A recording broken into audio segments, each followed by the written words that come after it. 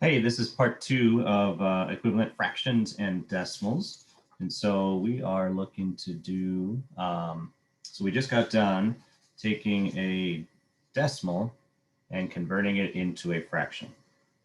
So basically we needed to know what the end location was. So this was in the hundredths.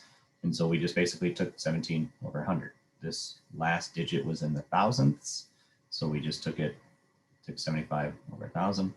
And then, so now we're going to take a fraction and turn it into a decimal. So there's going to be nothing special, nothing fancy about this. This is a calculator problem. Okay, and remember that a fraction is a division problem.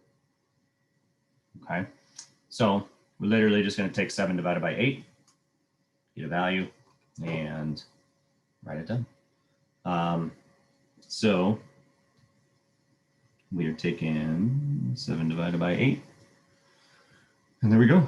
So we get 0.875. Okay, we are not going to try to do this by hand. That's good. All right, so if we go to 4/11ths, so we're going to need a calculator again. So it's going to be 4 divided by 11th. We're going to round it to the nearest thousandth. Okay, that is the third decimal place. 3 decimal places in is where we need to go.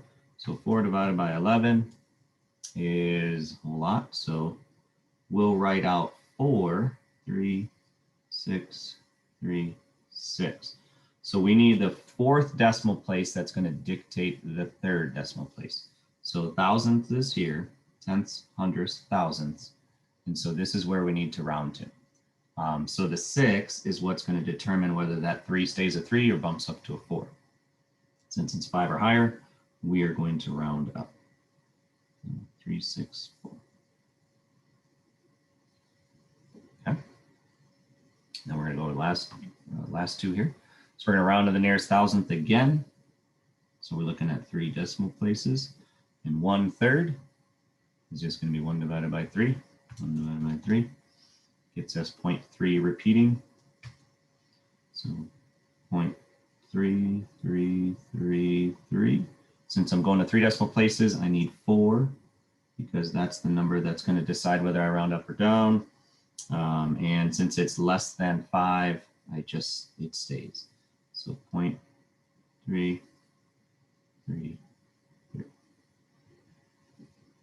All right, and then last one of these is we are doing 3 2/5. So the 3 is a whole number, so it's just 3 point something. What we want to figure out is the 2/5 part. So 2 divided by 5 is 0.4. So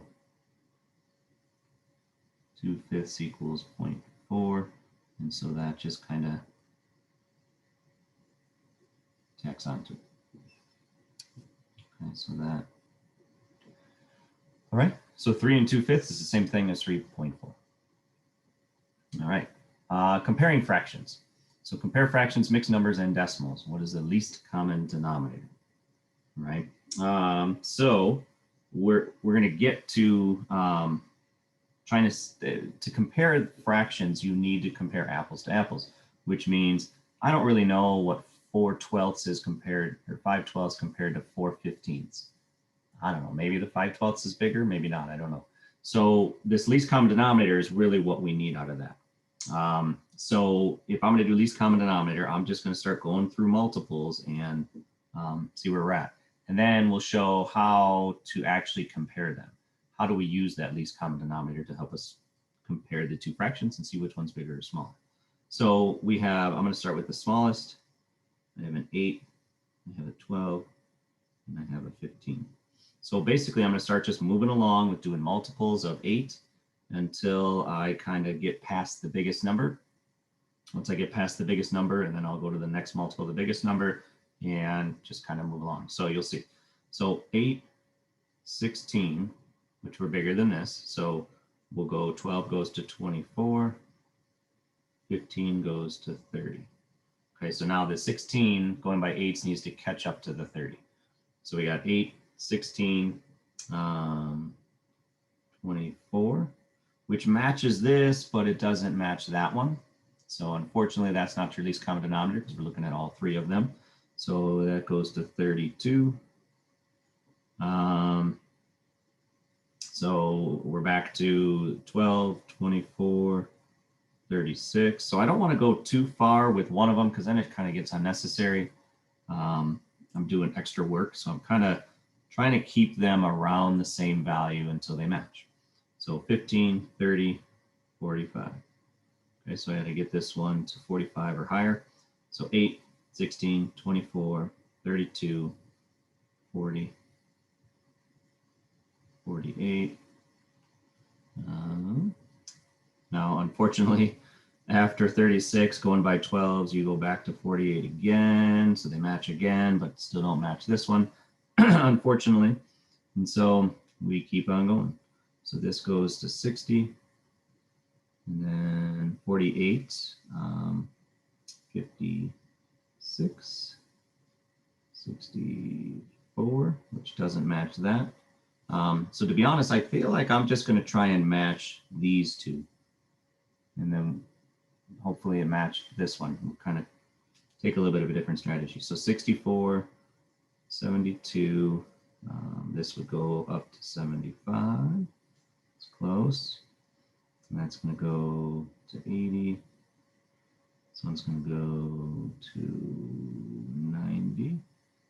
This one's going to go to 88, 96.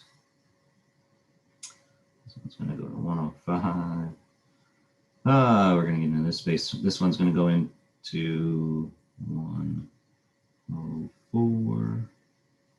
Very close. Then we're going to go to 112, 120.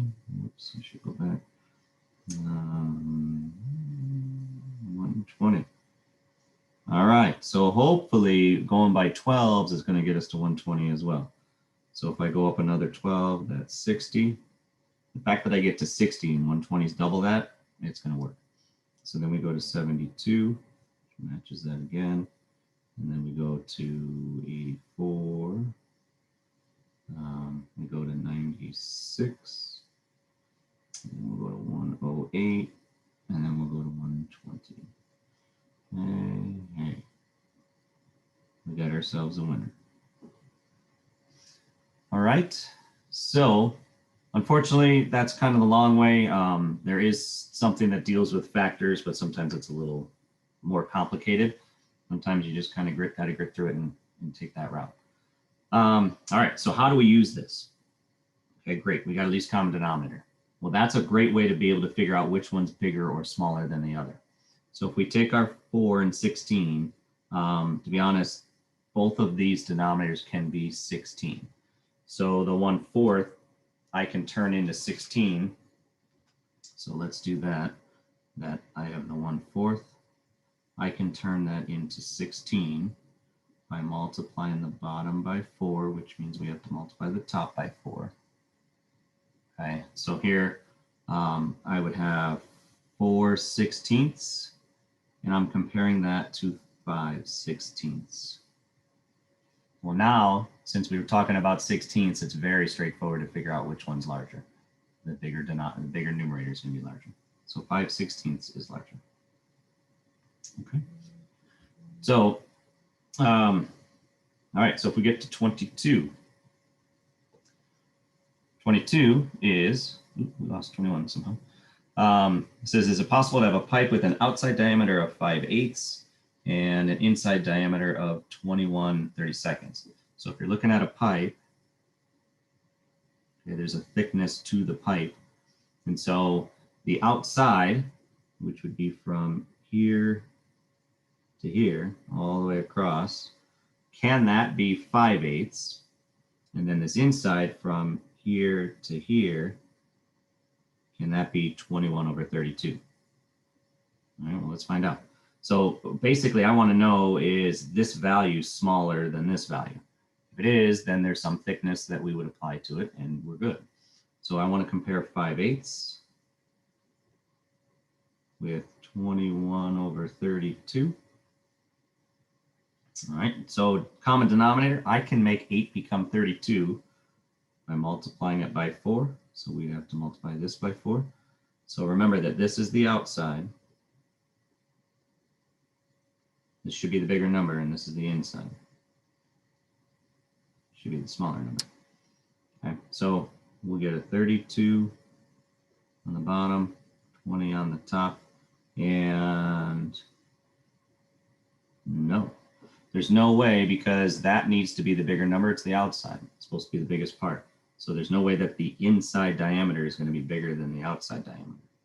So since 20 is, so my answer is no, because your outside is greater, or your outside is less than the inside. That's no good.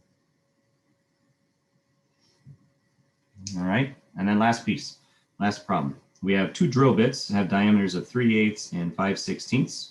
Which of the bit would make a larger hole? Well, let's get these to be common denominators. So we have 3/8 and then 5/16. I can make 8 become a 16 by multiplying by 2.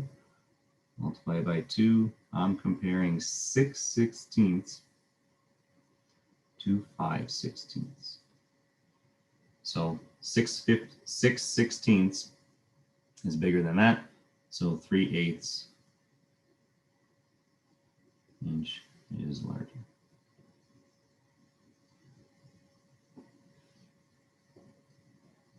So the 3/8 drill bit's going to be bigger than the 5/16. All right, and that is it.